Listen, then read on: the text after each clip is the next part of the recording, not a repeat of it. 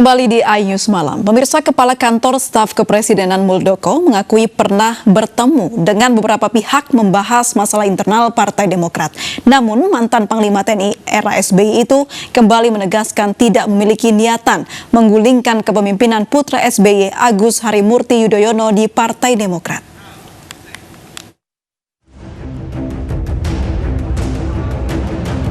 Dalam konferensi pers yang digelar di kediamannya di kawasan Menteng, Jakarta Pusat, Kepala Kantor Staf Kepresidenan Muldoko mengakui pernah bertemu dengan sejumlah pihak membahas internal Partai Demokrat. Namun mantan Panglima TNI era SBY ini membantah tengah menyusun strategi untuk menggulingkan putra SBY, Agus Harimurti Yudhoyono, dari Ketua Umum Partai Demokrat melalui Kongres luar biasa. Janganlah membuat sesuatu. Itu menurut saya sih kayaknya ini kayak dagelan aja gitu lah, kayak lucu-lucuan gitu. Muldoko mau kudeta ya, kudeta apa nih di kudeta? Anggaplah begini ya, saya punya pasukan bersenjata nih, anggaplah Panglima TNI pengen jadi Ketua Demokrat. Emangnya gue bisa itu gue todong senjata itu para DPD, datang ke sini, gue todongin senjata. Semua kan ada aturan, ada ART dalam sebuah partai politik. Jangan lucu-lucuan begitulah. Terkait isu pencalonan sebagai presiden dalam pemilu 2024, Muldoko mengaku tidak memikirkannya. Namun bila mendapat tawaran untuk maju sebagai calon presiden, secara implisit Muldoko tidak menolak. Itu kan semuanya pakai duit itu. Kalau urusan 2024, pernahkah saya berbicara selama ini tentang 2024? Nggak pernah. Kalau yang mengorbitkan di sana ya alhamdulillah begitu. Lebih lanjut, Muldoko meminta AHY tidak perlu membangun persepsi kursi kepemimpinannya di Partai Demokrat akan direbut, apalagi sampai menyebar fitnah yang mengarah pada sejumlah tokoh lain. Dari Jakarta, Lineke Utsiki, Edu Pratikawa, Yudi Permana, iNews melaporkan. Ya, sementara itu Kepala Badan Penelitian dan Pengembangan Partai Demokrat Herzaki Mahendra Putra menilai keterangan pers Muldoko sore tadi tidak membantah pernyataan Ketua Umum Demokrat Agus Harimurti Yudhoyono. Sebaliknya, Muldoko malah mengakui sejumlah pertemuan yang membahas internal Partai Demokrat. Tidak ada memberikan bantahan yang secara tegas dan lugas ya terkait substansi apa yang kami sampaikan gitu ya. Jawabannya itu sangat-sangat tidak clear gitu, tidak jelas gitu. Bahkan untuk beberapa hal beliau mengkonfirmasi apa yang Ketua Umum kami sampaikan dan juga kami sampaikan kemarin pada saat rilis yang kami kirim ke berbagai media gitu loh ya. Itu mesti kita sama-sama lihat, contohnya bahwa dua hari yang lalu beliau sampaikan pertemuan itu di rumah, tapi sekarang beliau sudah membuka diri ya bahwa pertemuan ada yang di rumah, ada yang di hotel, berarti bukan hanya sekali pertemuannya gitu ya. Ini sangat kelihatan. Tolonglah kalau memang sedang mengemban kekuasaan atau menjadi bagian penting dari kekuasaan, tolong gunakanlah kekuasaan itu dengan baik gitu. Fokuslah pada tugas utamanya, apalagi rakyat lagi susah, kasihan rakyat lagi susah. Janganlah karena kita punya kekuasaan kemudian kita berusaha melakukan intervensi terhadap rumah tangga orang lain, terhadap partai politik lain gitu ya. Ini sungguh tidak baik ini ya. Ini tipe presiden yang tidak baik bagi demokrasi. Tak hanya Muldoko, beberapa tokoh juga merasa menjadi sasaran tembak Ketua Umum Partai Demokrat Agus Harimurti Yudhoyono terkait isu kudeta partai berlambang Mercy itu. Tak sedikit yang menganggap AHY berlebihan.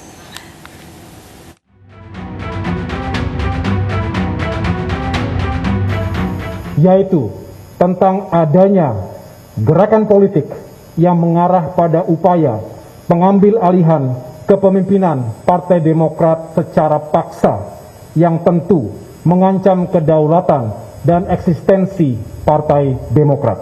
Gerakan ini melibatkan pejabat penting pemerintahan yang secara fungsional berada di dalam lingkar kekuasaan terdekat dengan Presiden Joko Widodo. Tidak hanya Muldoko, mantan sekjen Partai Demokrat Marzuki Ali juga disebut menjadi salah satu nama mantan petinggi Partai Demokrat yang terlibat dalam upaya kudeta Partai Demokrat. Marzuki menegaskan tuduhan itu fitnah. Kalau dia nggak bisa mengendalikan kader, bagaimana kita mengaku dia sebagai pemimpin? Semua anak buahnya menuduh saya kok, berarti itu kan suara dia. Nggak mungkin kan dia nggak bisa mengendalikan kader. Kalau seorang pemimpin nggak bisa mengendalikan anak buah yang di level atas, level 1 loh, level yang dekat dia, masa dia nggak bisa kendali? Kan mau fitnah orang. Ini nggak main-main fitnah ini. Kalau dibawa ke masalah hukum, apalagi di ruang publik, di fitnah, ini bisa masalah besar. Jadi nggak main-main fitnah ini. Oke. Dan yang menyatakan itu hampir semua media yang riset ke saya. Oke. Nama itu yang paling banyak adalah Syarif Hasan disebut.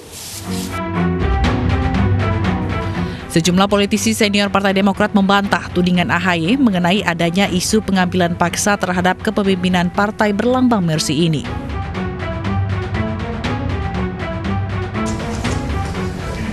Untuk meluruskan konferensi pers Agus Harimukti Yudhoyono pada Senin 1 Februari 2021 yang telah melibatkan pihak eksternal adalah tidak tepat, padahal hal ini sepenuhnya urusan internal partai.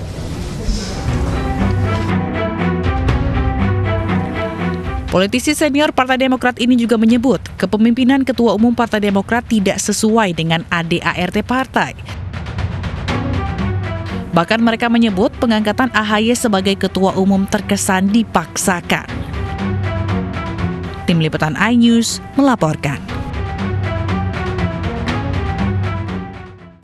Kita beralih ke informasi lain, pemirsa. Kewarganegaraan Bupati terpilih Kabupaten Saburai Jua, Nusa Tenggara Timur menjadi polemik. KPU dan Bawaslu Nusa Tenggara Timur menyerahkan putusan akhir ke Kementerian Dalam Negeri.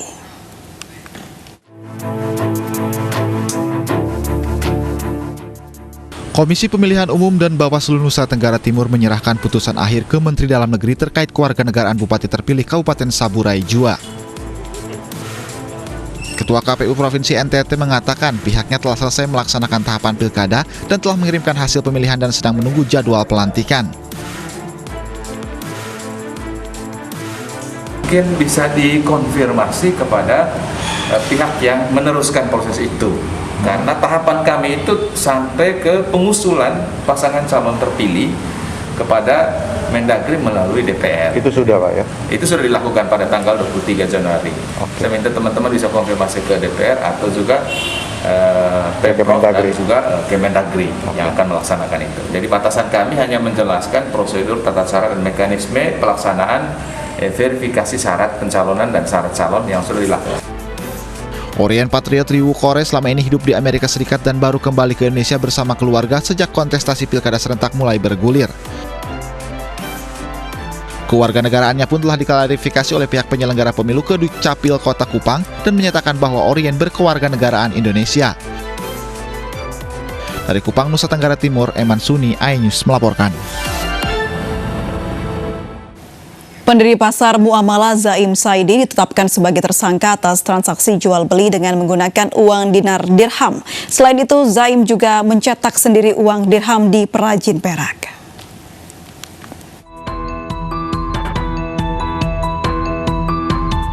Pendiri pasar Muamalah Zaim Saidi ditangkap dan ditetapkan sebagai tersangka oleh Bareskrim Polri. Ia ditangkap di kediamannya dengan sejumlah barang bukti berupa uang dinar dirham. Penangkapan Zaim terkait dengan sistem transaksi jual beli pasar yang menggunakan mata uang dinar dirham bukan mata uang rupiah.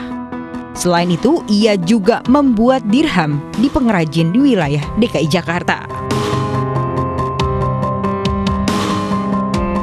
Saudara ZS ini membuat karena apa? Uang dinar tersebut yang memesan adalah yang bersangkutan. Jadi saudara ini membuat yang tadinya tidak ada menjadi ada. Memesan di PT Antam. Kemudian menggunakan dirham juga ke pengrajin perak di Pulau Mas, Jakarta. Sehingga penyidik menerapkan dia membuat yang tadinya ada. Kemudian bukan saja membuat, bukan saja menjual beli, tapi barang itu yang mengadakan atau yang membuat ada adalah saudara ZS itu sendiri. Polisi telah menyegel pertokoan kawasan Tanah Baru Beji Depok, Jawa Barat yang viral di media sosial karena menggunakan uang dinar dirham.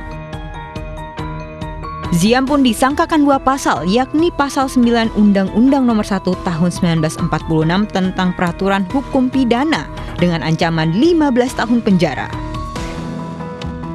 serta Pasal 33 Undang-Undang Nomor 7 Tahun 2011 tentang mata uang dengan ancaman 1 tahun penjara dan denda 200 juta rupiah.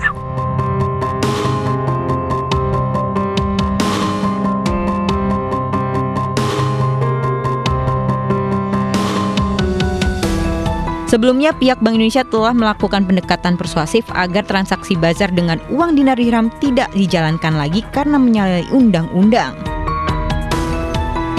Kami ingin menegaskan kembali bahwa dinar, dirham, bitcoins atau bentuk-bentuk lainnya selain uang rupiah bukan merupakan alat pembayaran yang syah di wilayah NKRI. Bank Indonesia juga sangat ingin mengajak masyarakat dan berbagai pihak untuk menjaga kedaulatan rupiah sebagai mata uang negara kesatuan. Pasar muamalah digelar sekali dalam 2 pekan dengan waktu buka jam 7 pagi hingga jam 11 siang. Pasar ini menjual sejumlah barang seperti pakaian muslim, parfum, dan makanan ringan. Tim Liputan iNews melaporkan. Pemirsa, penyidik Barreskrim Polri dan PPATK menegaskan pemblokiran 92 rekening FPI. Polri menyebut salah satu transaksi mengarah ke istri teroris Jamaah Islamiyah Abu Ahmad.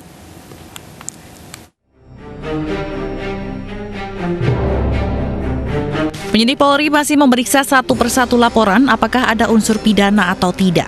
Barreskrim Polri melibatkan Densus 88 anti teror dalam gelar perkara terkait rekening FPI. Sedikitnya 92 rekening yang dianalisis PPATK terdapat di 18 bank yang ada di Indonesia. Yang kami sampaikan terkait pemblokiran rekening anggota FPI oleh PPATK. Sebagaimana telah disampaikan sebelumnya, kemarin tanggal 2 Februari 2001, Polri dengan PPATK telah melaksanakan rapat koordinasi dalam rangka menyamakan persepsi tentang laporan hasil analisis PPATK terhadap 92 rekening anggota FPI yang terdapat pada 18 bank di Indonesia. Saat ini penyidik masih mendalami hasil analisis dari PPATK terkait rekening tersebut. Apakah memenuhi unsur-unsur pidana, apakah tidak memenuhi? Jadi masih didalami. Di sisi lain, kuasa hukum Rizik Syihab kembali mendaftarkan gugatan pra-peradilan terkait penangkapan dan penahanan terhadap pimpinan FPI yang dilakukan oleh penyidik Polda Metro Jaya. Tim kuasa hukum menilai adanya cacat hukum dalam proses penangkapan dan penahanan terhadap kliennya. Surat perintah penahanan itu dan penangkapan itu dilahirkan dari 2 surat perintah penyidikan. Di dalam KUHP hanya mengenal ada satu surat perintah penyidikan, 1 surat penangkapan. Kemudian penahanan juga begitu. Nah, situ tidak, terbalik. Surat perintah penyidikannya ada 2, ya. Surat penahanannya 1. Jadi surat penahanan itu dilahirkan dari 2 surat perintah penyidikan. Tim kuasa hukum berharap gugatan pra-peradilan akan dikabulkan. Dari Jakarta, Tim Liputan iNews melaporkan.